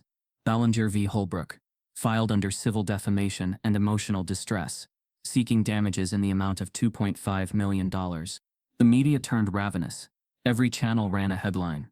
Teacher sues student for defamation. Zaniya Holbrook faces multi-million-dollar lawsuit. Battle of reputations. Genius versus veteran educator. Talk shows turned the story into a moral referendum. She ruined his life, shouted one panelist. She exposed the truth, argued another. But the court didn't care about opinions. The lawsuit was real, and so was the risk. Janessa's firm mobilized instantly, filing a countersuit, demanding discovery, subpoenaing Riverhall's internal communications. It was a chessboard now. Every motion, every statement, every leak could shift public perception or bury it. Kendra braced herself. She told Zaniya the truth. This is going to get uglier. Zaniya didn't blink. It already is. The first leak came 2 days later. An anonymous file dump, titled Riverhall Internal, redacted chat logs, hit the inboxes of local journalists. Contained within, over 24 emails between Ballinger and other faculty members, dating back 6 years. One email stood out. Subject: another one. From Robert Ballinger. To internal faculty list. Date March. Content: bright, arrogant, obsessed with being right. We'll nip this early. Last thing we need is another showboat disrupting the system. Remember, break them early, redirect them later. The recipient list included the current principal and 2 assistant superintendents. The backlash was immediate. Protests erupted outside Riverhall the following morning. Students held handmade signs. We are not to be broken. Redirect the racists. Not us. Protect Zaniya. Protect the truth. Teachers watched silently from the windows. Some wept. Others filed resignation letters. But even within the growing wave of support, the community itself began to fracture. Vance County, once quietly divided along racial and economic lines, now found itself in a full-scale identity crisis. Black families rallied around Zaniya, marching, petitioning, forming community alliances. Churches hosted nightly town halls. Parents pulled their children from Riverhall en masse, but others, particularly wealthier white families, pushed back. A group calling itself Citizens for Fair Education launched a campaign in defense of Mr. Ballinger, painting him as a scapegoat for a national woke witch hunt. They raised funds, bought ads, demanded order be restored. One flyer read, "Our children deserve peace in their classrooms, not media storms and political theater." At the grocery store, Kendra was glared at. At gas stations, strangers whispered. Her tires were slashed one morning. Police wrote a report. Nothing came of it. Still, she refused to run. Meanwhile, Janessa's legal team uncovered more than they expected. A digital trace from Ballinger's school computer revealed a private group chat with a handful of district officials. Within it, dozens of screenshots showed a disturbing pattern. Students, specifically black students, mocked, dismissed, and labeled. One thread included a photo of a student's essay, circled in red with a caption, "This one thinks he's Baldwin." A response, "Redirect to standard English." Another read, "Zaniya's back. Time for behavioral tracking too." It was systemic. Calculated. And now it was public. Janessa didn't just file these into the civil case. She sent them straight to the federal OCR and copied the Department of Justice. The tide was turning. But then came the twist. On the 3rd day of the hearing preparation, the judge called an emergency pre-trial conference. The courtroom was sparse, quiet, no press allowed, only counsel, the Holbrooks, and Ballinger's legal team. The judge, an older black woman named Marietta Raines, spoke slowly, deliberately. Due to the unprecedented media attention surrounding this case, and the impact on both the plaintiff and defendant's community standing. The court is compelled to order a full evidentiary hearing. Kendra leaned forward. What does that mean? Judge Raines looked at Zaniya. It means your daughter will have to testify. In open court, the room fell silent. Bollinger's lawyer smirked slightly. Janessa objected instantly. Your Honor, this is a 13-year-old minor. The emotional and public toll. I understand, the judge said. But the claims made against her and by her strike at the heart of our public trust in education. This case is now bigger than the parties. The truth must be heard, clearly, publicly. Zaniya squeezed her mother's hand. I'll do it, she said, voice steady. I want to tell them. Outside the courthouse, a storm was brewing, of cameras, opinions, and rage. But inside the courtroom, it would soon be just a girl, her voice, and a nation waiting to hear the truth. That night, as Zaniya lay in bed, preparing her thoughts for the stand, her phone buzzed with a new message. No sender. Just a sentence. They're going to ask about what happened in room 2113. Be ready. But Zaniya had never heard of room 2. Not once. And that terrified her more than anything. The courtroom was colder than it should have been. Not from temperature, but from expectation. The kind of cold that settles in when people are holding their breath, waiting for a child to carry the weight of a war she didn't start. Zaniya sat at the witness stand, her feet barely touching the floor. She wore a simple navy dress, hair pulled back into 2 neat braids. No makeup, no frills, just clarity, strength, truth. The judge, Marietta Raines, entered the room like gravity itself. Every camera light dimmed, every whisper died, and then the trial began. The nation watched in silence, televised, live-streamed, dissected on every major network. Janessa stood first. She approached the bench slowly, not with the aggression of a lawyer building a case, but with the tenderness of someone clearing space for the truth to speak. Zaniya, she said, can you tell us, in your own words, what happened the day you solved the equation? Zaniya nodded once, then turned toward the courtroom, not to Janessa, not to the judge, but to the jury. Her voice didn't shake. I saw a pattern, where they said there was none. The problem wasn't just numbers, it was logic, layers. It was meant to confuse you, make you doubt your mind. But I didn't doubt mine. I followed it back until it folded open. Janessa paused. And did anyone help you? No, Zaniya said. It was mine. Every line. And when you submitted your solution, they said I cheated, that I hacked into files to find the answer. But I didn't. Her voice faltered for just a second. I solved it because I love solving things. Not because I wanted attention, not to show off, but because I was proud of being smart. And they couldn't handle that. Silence. A juror wiped a tear. A reporter in the front row lowered her pen and just watched. Janessa nodded. Thank you, Zaniya. She stepped back. And then Bollinger's attorney approached. Zaniya, he began. You're very articulate. The room shifted. Kendra's face tightened. Janessa sat forward. Thank you, Zaniya replied. Would you describe yourself as emotional? I feel things deeply, she said carefully. The attorney smiled slightly, then walked toward the jury box. You've been through a lot recently. Suspensions, allegations, online attention. How's that affected your mental health? Objection. Overruled. I talked to someone, Zaniya said. A therapist, to help me stay grounded. And has your therapist ever said you have trouble separating fact from feeling? No. The attorney nodded. Let's talk about room 2. Zaniya's eyes froze. A beat. I don't know what that is. He raised a paper.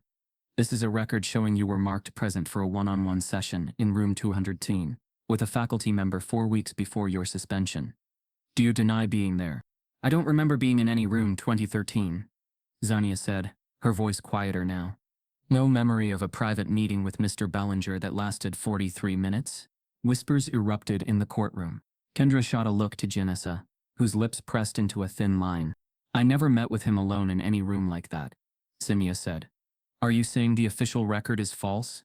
I'm saying I don't remember something that never happened. The attorney's tone sharpened. Or perhaps you've chosen not to remember. The twist was sharp, calculated, and cruel. They were trying to shake her, undermine her entire testimony, with a shadow. One undocumented meeting. One room that left no trace except the one now held against her. But Zaniya didn't fold. I've been honest, she said softly, and no amount of tricks is going to make me forget who I am. Bollinger's lawyer stared at her. then walked away. The courtroom was still. And then Janessa stood again. She handed the judge a sealed envelope. Your Honor, I'd like to submit this document into evidence. Please describe. It's a time-coded layout of Riverhall's room assignments. Room 23 hasn't existed in the building since 2019. It was converted into a supply closet 3 years ago. Gasps swept the gallery. Judge Raines raised an eyebrow. Is this verified? It was submitted by an anonymous whistleblower from Riverhall's facilities department, Janessa said, with photographs. Bollinger's attorney went silent. So did Bollinger. The room shifted again, only this time it tilted toward Zaniya. In her closing testimony, Janessa addressed the court directly. What does it mean when a system punishes brilliance? When a child solves the impossible, and instead of being celebrated, she is criminalized, harassed, and dragged into courtrooms to justify her existence. She turned toward Zaniya. This child is not unstable. She is unbreakable. Judge Raines called for a recess. The courtroom emptied. Outside, cameras flashed like lightning. Protesters sang. The world had seen a new side of the case. A new Zaniya. Not just the student, not just the symbol, but the survivor. Inside the judge's chambers, a decision was forming. She reconvened the courtroom 2 hours later. I am not here to determine the outcome of the civil suit. That will be decided by the jury, she said, her voice calm, but hard-edged. But based on the testimony and evidence presented thus far, I am issuing an immediate order. She paused, for an independent education audit of Riverhall Middle School, its placement protocols, discipline practices, and all faculty records related to gifted programming and racial bias. A roar erupted from the gallery. Reporters scrambled for phones. Riverhall had been officially placed under federal microscope. Bollinger's face drained of color. Zaniya looked at her mother, who mouthed a single word. Truth. But as they exited the courtroom, a courier handed Janessa a plain brown envelope marked urgent eyes only. Inside was a sealed affidavit. The first line read, I was in the room when they erased Zaniya's test scores. They replaced them with doctored files. And I have the originals. It was signed, a faculty member still employed at Riverhall.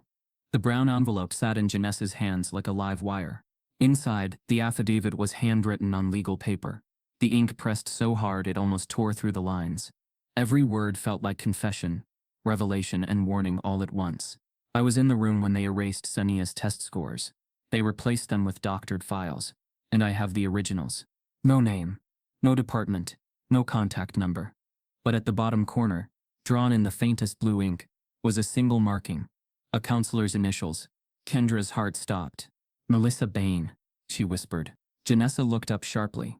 You're sure? She's the only one it could be. The realization hit like thunder. Melissa, the counselor who'd risked her career to speak truth, had gone deeper than anyone knew. She hadn't just testified informally. She'd taken evidence. And now she was blowing the lid off the entire district. Within 24 hours, the affidavit was filed as part of the federal investigation. Judge Raines fast-tracked the audit order.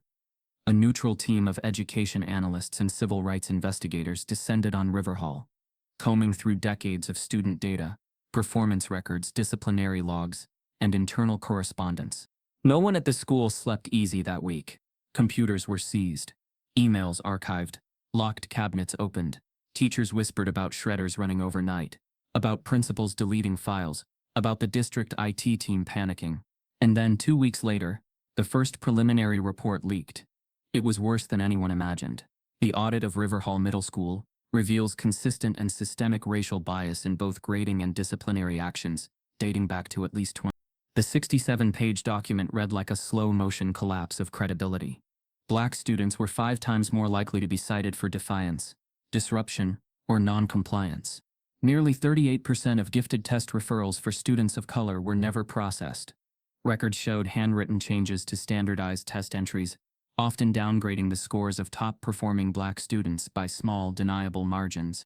At least 14 faculty complaints about biased grading practices had been administratively resolved, meaning quietly dismissed. One section quoted internal emails directly from administrators.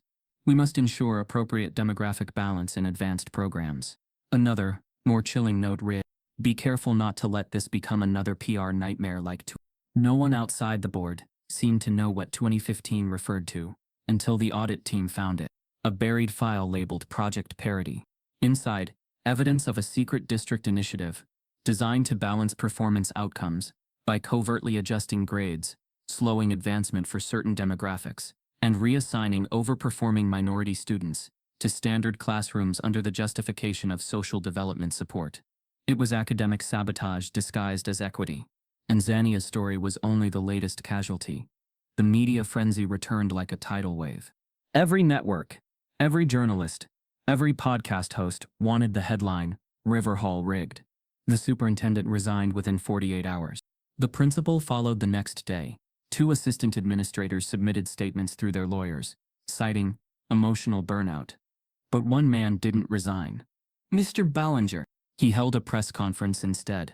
Standing before a wall of reporters, he smiled faintly, adjusted his tie, and read from a prepared statement. "I have devoted my career to discipline, structure, and the betterment of young minds. I categorically deny any involvement in grade manipulation or racial bias. The so-called audit is politically motivated and rooted in misinformation. I will not be part of a media spectacle designed to destroy decades of honest work." He paused, eyes cold, voice unwavering. "I will continue teaching, and I will not be silenced by lies." Then he walked off without taking questions. Kendra watched the broadcast from home, her fists clenched. Janessa exhaled beside her. "He's buying time." For what? "To turn this from guilt into martyrdom," Janessa said. "He knows how to play their sympathy. White fragility on national television. It's a defense strategy now." Zaniya sat quietly at the kitchen table, scrolling through her phone. The comments were endless, split between outrage and defense. Maybe he's telling the truth. They're making this about race again. A good man's career ruined by one angry family. She closed the screen and whispered, "They'll never believe us all the way, will they?" Kendra reached over, resting a hand on hers. "They don't have to believe us, baby. They just have to run out of ways to lie." Days later, the final audit report landed like a verdict. Publicly released. It named names, detailed falsifications, documented how certain administrators had quietly met to restructure student visibility. And at the center of it all, Mr. Robert Ballinger. He wasn't accused of fabricating the data directly, but the evidence proved he'd supplied multiple behavioral evaluations used to justify student removals from advanced programs. He'd written the notes that made gifted children look arrogant, difficult, and non-compliant. He had fed the system that erased them. The backlash was seismic. A crowd of nearly 2,000 people gathered outside Riverhall's gates, holding candles and signs that read, "We see you, Zaniya. Expose the equation. No more redirection." The local news aired drone footage of the protest, the chants echoing through the night. "Truth doesn't expire. Audit the system. Justice for the gifted." Inside her house, Zaniya watched from the window, silent, reflective. For the first time, she didn't feel alone. The world had finally seen what Riverhall was hiding. And yet, she couldn't shake the feeling that something else was coming. 3 nights later, that something arrived. Janessa called, her tone measured but heavy. "The board just sent over an offer," she said. "It's marked confidential." Kendra frowned. "What kind of offer?" Janessa hesitated. "A settlement." She unfolded the letter, reading aloud. "The Vance County School Board, in light of the audit's findings, formally offers a public apology to Zaniya Holbrook and her family. In addition, a financial settlement of $1.2 million will be provided to the Holbrook family as restitution. Acceptance of this settlement requires signing a non-disclosure agreement, barring any further public statements, interviews, or publications regarding Riverhall Middle School, its staff, or the investigation." Kendra sat in silence. Zaniya's face went pale. "So they admit it," Zaniya said softly. "They admit everything," Kendra murmured, "but only if we stay quiet. They want me to stop talking." "They want to buy your silence," Janessa added. "They want to rebuild their image while erasing you all over again." Zaniya looked down at the offer letter. Her reflection stared back from the glossy paper. Smaller, distorted, but unmistakably her. "I used to think silence was safety," she whispered, "but now I know it's surrender." Kendra nodded slowly. "Baby, this choice is yours. I'll stand with you either way." Zaniya folded the letter once, twice, and set it on the table. Her voice was steady. "If they think I'll stop talking, they never listened in the first place." But as she spoke, the house phone rang. Kendra picked it up and froze. A man's voice, calm, deliberate. "You really should take the deal. The girl's getting too much attention." There are people who don't like it when certain stories stay alive. Click. The line went dead. Janessa's phone buzzed seconds later with a message from an unknown number. Check your email. Someone inside the board is leaking again. The settlement isn't what it seems. Attached a subject line that made her blood run cold. Proposed settlement. Phase 2 damage control strategy. The email was opened in a darkened room.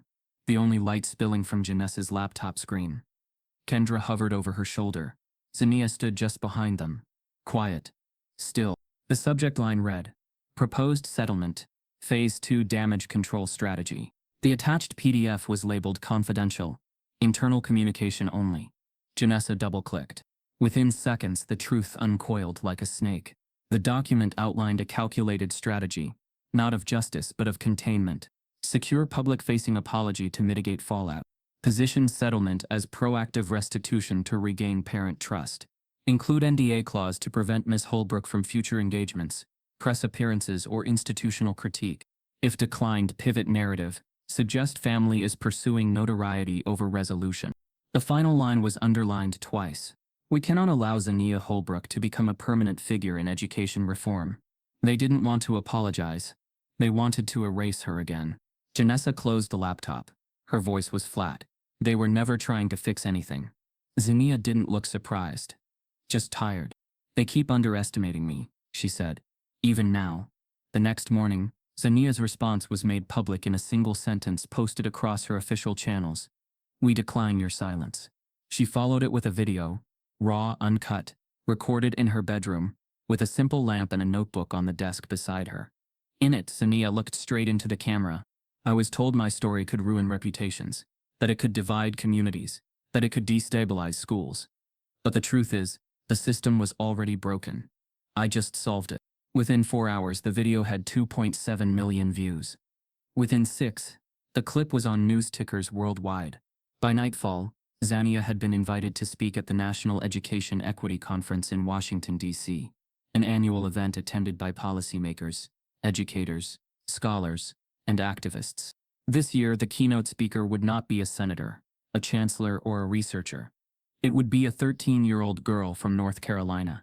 3 days later, Zaniya stood backstage in a cream-colored blouse and dark slacks, her hair braided down the sides and pinned neatly at the back.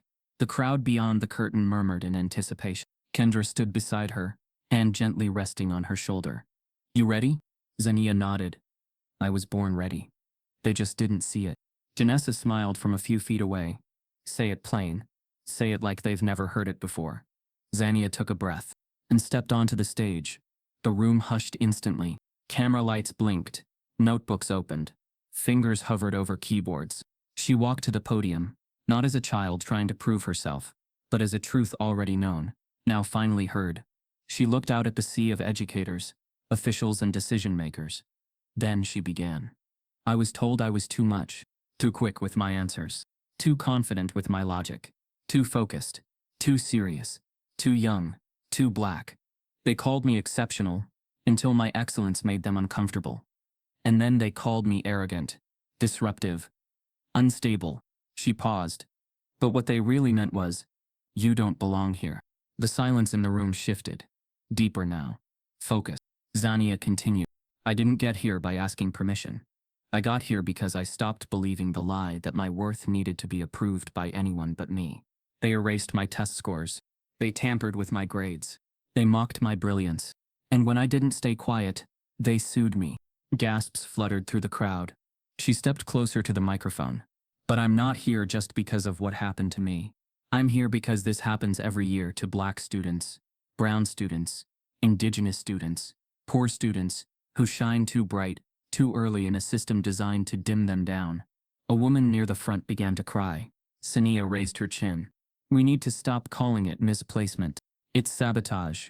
We need to stop calling it bias. It's violence. And we need to stop asking our children to prove they're worthy of being believed. Thunderous applause erupted, but she wasn't done. I'm not asking for your sympathy. I'm demanding your accountability. Stop pretending you don't see it. Start fighting like your own future is at stake. Because it is. And then, almost as an afterthought, she smiled. My name is Zaniya Holbrook, and I'm not the exception. I'm the beginning. The crowd stood, clapped, Cry. Educators reached for tissues. Legislators nodded solemnly. One teacher raised her fist in the air. It was more than a speech. It was a diagnosis and a demand. Within hours, clips from her talk flooded every platform. Hashtags lit up again. Zaniya speaks. She solved it. Redefined the equation. Cable networks played her speech in full. Op-eds hailed her as the Rosa Parks of educational justice. A prominent education journal declared her voice the catalyst of a national reckoning. But while the applause echoed across the country, something quieter arrived in her inbox that night. It was a short email from a new nonprofit called the Catalyst Fund for Equity and Genius. Subject line: "We believe in building louder tables, not taller walls." The message was brief. Zaniya, we are offering you a full academic scholarship to any secondary institution of your choosing, along with a funded mentorship, national speaking platform, and a team dedicated to supporting your continued leadership. No NDAs, no conditions, just belief. Zaniya stared at the screen. Her breath caught. Kendra leaned in, reading it slowly. Her eyes filled. "They're not asking you to shrink," she whispered. "They want you to soar." But before Zaniya could respond, another notification popped up. This one from an encrypted sender. "Keep your daughter off TV for the next week. No more speeches. No more interviews. Some stories don't get to end clean. This one's becoming dangerous." Attached was a photo of their house. Taken that morning.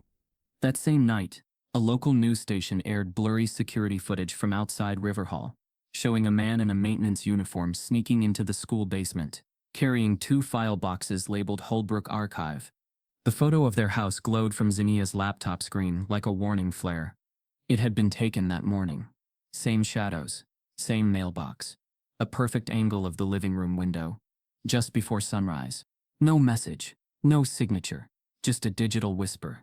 "Keep her off TV." Janessa triple-checked the source, encrypted, bouncing through overseas proxies. Untraceable. Kendra didn't wait. She called the local police, filed a report.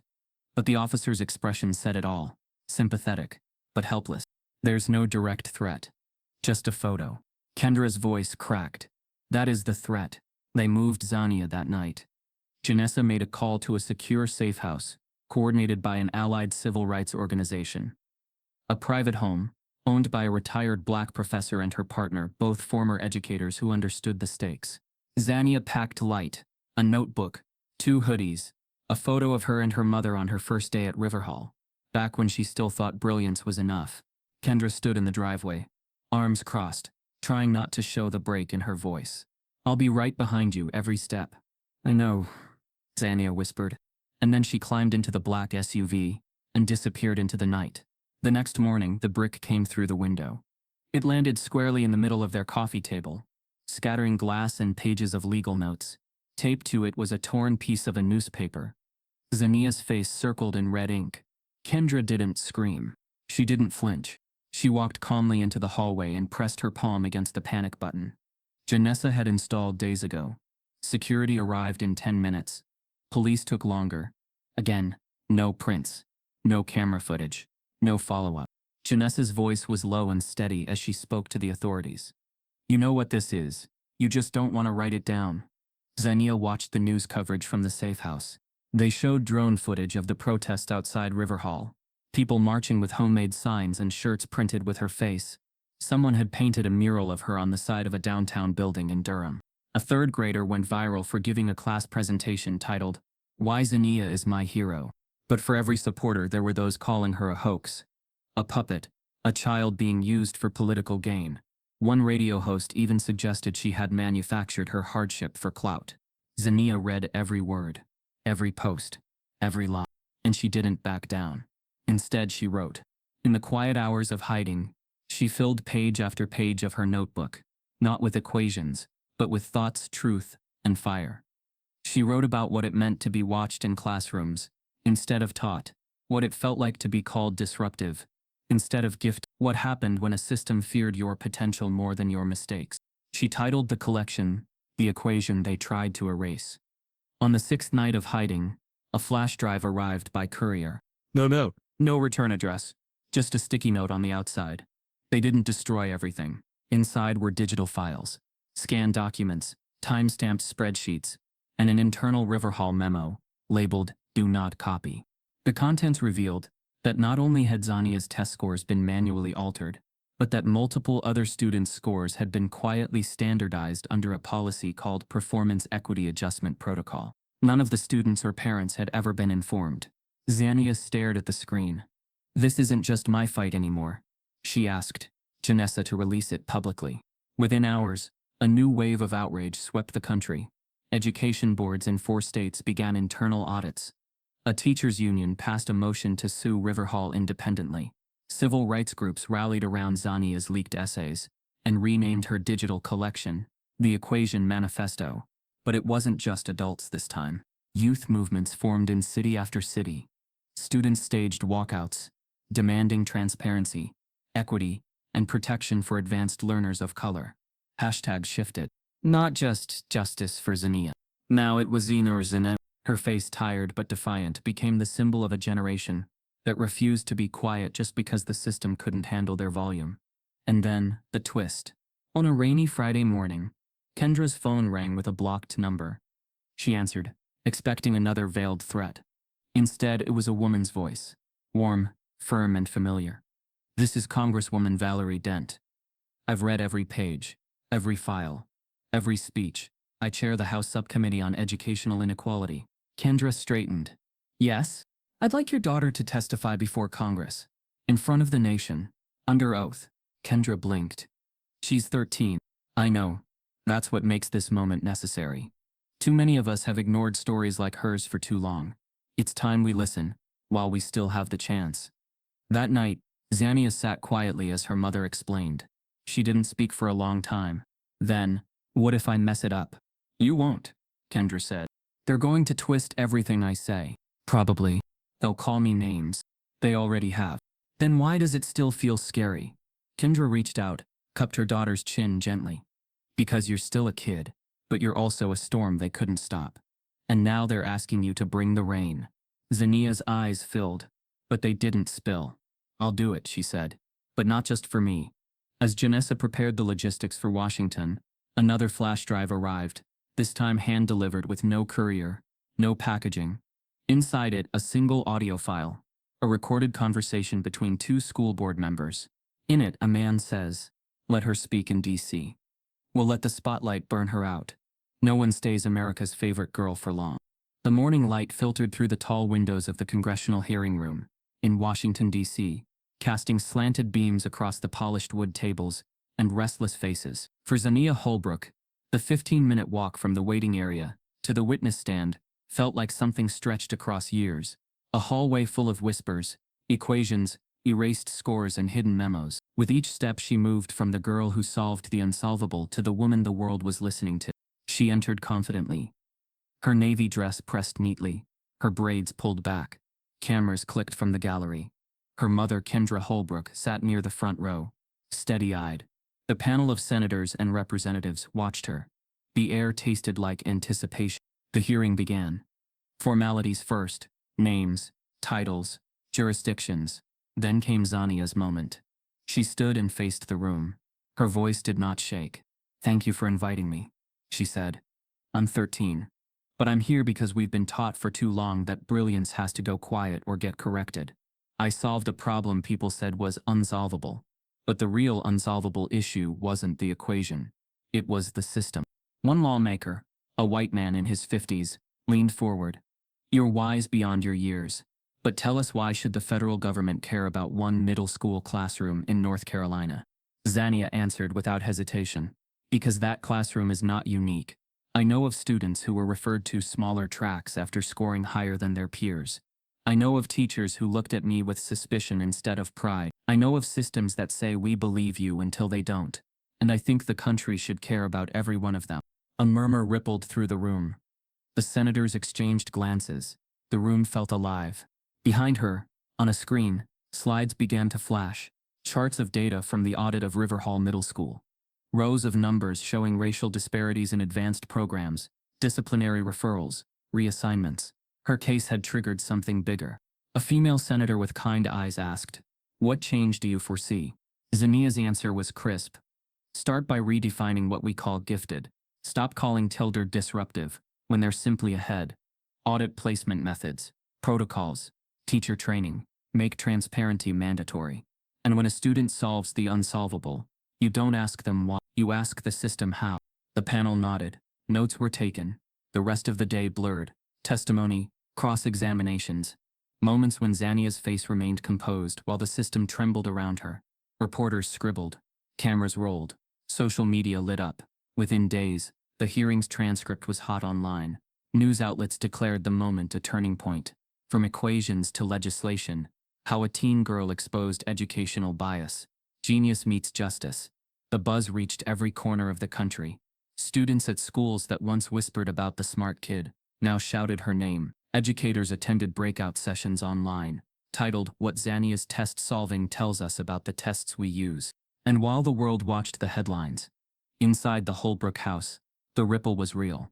A call came from the Department of Education. A policy review team was being dispatched to scan gifted program protocols nationwide. A federal grant was being proposed for schools to audit placement practices annually. A task force to review disciplinary referrals in the language used in teacher evaluations was being formed. Kendra held the folder open. The letterhead read, Office of Civil Rights and Gifted Education Equity Initiative. This is real, she said quietly. Zaniya looked at the document. It is. But it doesn't end with this. Meanwhile, at Riverhall, the fallout was unrelenting. Administrators who'd once hidden behind code and archives now found themselves stepping down. The superintendent's office announced her resignation. The principal of Riverhall left immediately. 2 assistant administrators accepted voluntary transfers. The school board issued a public apology, their first to current and former students of color. But not everyone bowed. Robert Ballinger remained. Though suspended from classroom duties and placed under investigation, he refused to resign. A statement released in his name proclaimed his innocence and his commitment to educational discipline. He asserted the lawsuit he filed against Zaniya, and her mother remained active. The world's focus on Zaniya's story forced him into the spotlight, and he didn't like it. The teacher who once claimed brilliance was disruptive now faced the evidence of a decade-long cover-up. But he also had a weapon, time, and influence. But the unexpected twist came quietly. Behind the scenes at the task force level, one of the key advisors, someone placed by congressional mandate to oversee the Gifted Education Equity Initiative, was revealed to have been a former student of Ballinger's, a smart black male student who'd been redirected into a standard track after being labeled too combative. The advisor's name, Darius Blevins, the same man whose TikTok video about Ballinger went viral. He sat in the hearing room, watching intently as Zaniya spoke, his face stoic but full of emotion. He whispered something to the congresswoman next to him. This is for all of us. And though Zaniya didn't know it yet, his presence meant the system she challenged was now being confronted from within. Back in the Holbrook house, the check for the legal fund was framed and hung in the hallway. The scholarship offer from the foundation arrived in the mail. She could pick any high school. She could travel. She could work unencumbered. But she chose different. She chose to stay in her district, Riverhall's district, under a newly formed mentorship program for gifted students of color. Her selection caused ripples. Families, educators, and students called it the final puzzle piece. A local newspaper headlined, Girl Who Solved the Equation Returns, but this time to lead. School supply drives, mentorship groups, online forums. Her name became a verb to Zaniya, meant to advance. The Holbrooks watched it happen. Kendra held on to the moment. Zaniya tucked her notebook under her arm. She opened the door and walked into a middle school hallway for the first time, as more than a pupil, as a symbol of change.